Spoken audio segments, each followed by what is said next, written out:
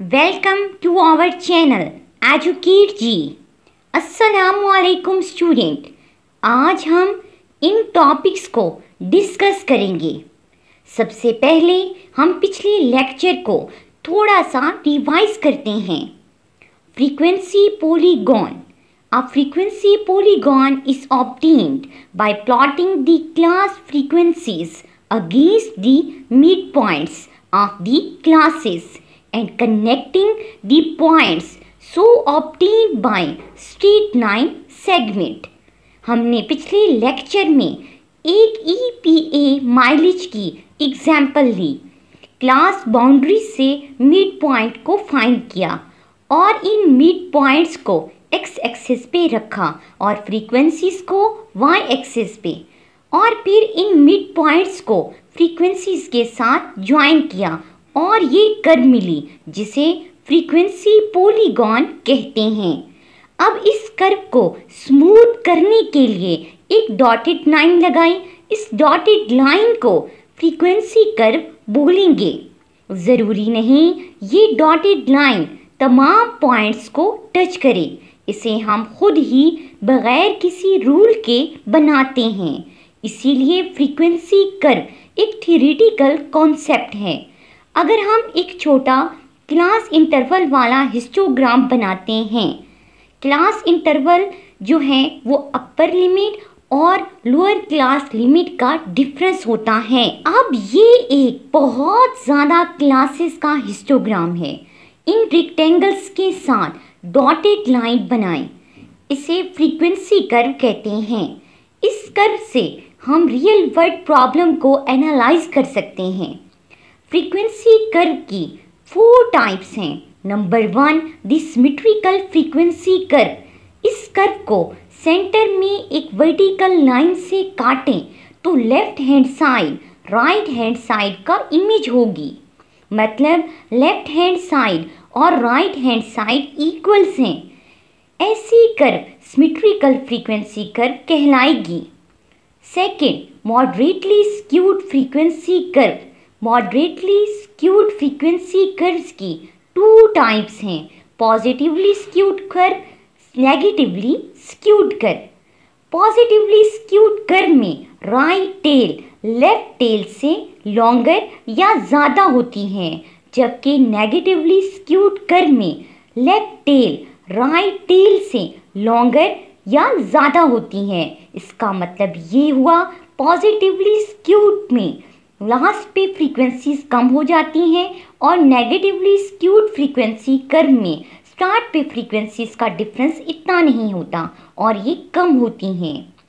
Third type है the extremely skewed frequency curve. Extremely skewed frequency curve की 2 types हैं। Number 1, extremely negatively skewed curve, इसे जे shaped curve भी कहते हैं। Number 2, extremely positively skewed reverse जे shaped curve. Maximum frequency frequency table में अगर last पे आए तो ये जे शेप्ड कर्व होगी।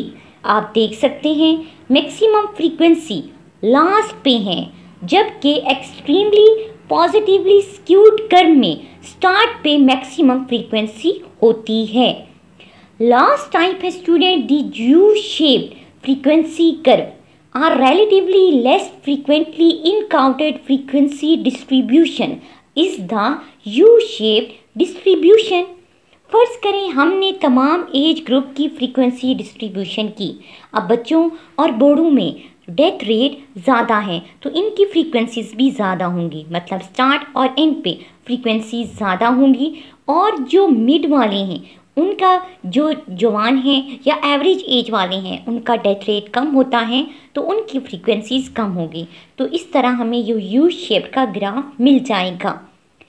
अब स्टूडेंट ये बात ऑब्जर्व की गई है कि ज़्यादातर नेचुरल और सोशल फिनोमिना में मॉडरेटली स्क्यूड कर्व्स ही मिलती हैं।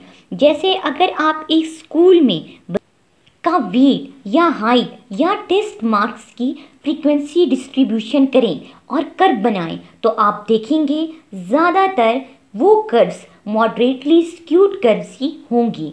अभी तक हम कंटिन्यूअस वेरिएबल की बात कर रहे थे।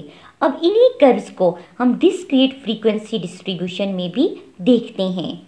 स्टूडेंट, हम पहले भी डिस्क्रीट वेरिएबल को डिस्कस कर चुके हैं। एक ऐसा वेरिएबल जिसकी values whole number 0, 1, 2, 3 and so on में हो और जो काउंट करने के लिए इस्तेमाल हो और जिसमें फ्रैक्शन या डेसिमल ना हो, वो डिस्क्रीट वेरिएबल कहलाता है। डिस्क्रीट वेरिएबल के डेटा को रिप्रेजेंट करने के लिए लाइन चार्ट इस्तेमाल होता है। इस चार्ट में हर फ्रीक्वेंसी के लिए अलग लाइन बनाई जाती है। अब लाइंस के साथ डॉटेड लाइंस बना दें तो वो फ्रीक्वेंसी कर्व होगी और सेम ये कर्व्स भी कॉन्टिन्यूस फ्रीक्वेंसी डिस्ट्रीब्यूशन वेरिएबल की तरह होंगी। Number 1, positively skewed distribution curve.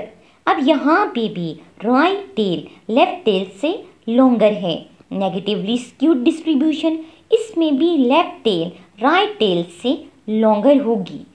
Symmetric distribution, इसमें सेंटर लाइन से कट करें तो दो साइड में सिमेट्री पाई जाती है, मतलब लेफ्ट हैंड साइड और राइट हैंड साइड इक्वल होती हैं। नेक्स्ट, एक most important topic, cumulative frequency distribution. Discrete variable में अगर हम कॉलम वाइज ऊपर से नीचे फ्रीक्वेंसीज को ऐड करते जाएं तो ये एक न्यू टेबल बन जाएगा जिसे कम्युलेटिव फ्रीक्वेंसी डिस्ट्रीब्यूशन कहते हैं। सेम कॉन्टिन्यूस वेरिएबल में भी ऐसा ही होता है। अब ये एक टेबल है जिसमें अगर फर्स्ट क्लास की फ्रीक्वेंसी 2 है और नेक्स्ट की 4 है तो 2 + 4 6 हैं। अब ये कम्युलेटिव फ्रीक्वेंसी कहलाएगी। नेक्स्ट, 6 + 14 = 20, इसको भी हम कम्युलेटिव फ्रीक्वेंसी बोलेंगे और इसी तरह कॉलम वाइज ऊपर से नीचे फ्रीक्वेंसीज ऐड करते जाएंगे। Each of these cumulative frequencies represents the total frequency of a frequency distribution from the lower class boundary of the lowest class to the upper class boundary of that class whose cumulative frequencies were considering। जैसे student third class की cumulative frequency 20 है तो ये सबसे पहली lower class boundary 29.95 से और last class boundary जो इस कॉलम तक 38.95 की है, तो ये 29.95 से लेके 38.95 तक की जो टोटल फ्रीक्वेंसीज 20 हैं और यही कम्युलेटिव फ्रीक्वेंसी कहलाती है। तो इस तरह cumulative frequency first lower class limit से लेके उस पर्टिकुलर कॉलम तक की लास्ट क्लास बाउंड्री तक आप सारी फ्रीक्वेंसीज को काउंट करें तो वो कम्युलेटिव फ्रीक्वेंसी उस कॉलम या उस क्लास की होगी। अब कम्युलेटिव फ्रीक्वेंसी के तो डिफरेंट टाइप्स हैं, लेकिन एक most important type less than है। कम्युलेटिव फ्रीक्वेंसी पॉलीगॉन इसी लेस देन कम्युलेटिव फ्रीक्वेंसी को रिप्रेजेंट करने के लिए इस्तेमाल होती है, जिसे ओ गिव कहते हैं। A less than type ogive is obtained by making of the upper class boundaries of the various classes along the x-axis and the cumulative frequencies on y-axis। Graph में x-axis पे upper class boundaries को रखेंगे और y-axis पे cumulative frequencies को रखेंगे। अब ओ give भी एक पॉलीगॉन है और पॉलीगॉन एक क्लोज शेप होती है। तो स्टार्ट पे जो फर्स्ट अपर बाउंड्री हम रखेंगे उसकी कम्युलेटिव फ्रीक्वेंसी को 0 होना चाहिए। अब ये इन अपर क्लास बाउंड्रीज को इन कम्युलेटिव फ्रीक्वेंसीज के साथ ज्वाइन करें तो ये कर्व मिलेगी। आप देख सकते हैं 29.95 पे 0 फ्रीक्वेंसी है, फिर 32.95 तक 2 है और लास्ट पे 44.95 तक 30 है। ये ओ गिव कहलाएगी। अगर आप लास्ट पे एक वर्टिकल लाइन ड्रा कर दें तो ये क्लोज शेप बन जाएगी। अगर आप ऐसा ना भी करें तो तब भी कोई इशू नहीं है, लेकिन अगर हम कर देंगे तो ये एक पॉलीगॉन को रिप्रेजेंट कर रही है, मतलब एक ऐसी शेप जो क्लोज होती है। इसे ओ गिव कहते हैं।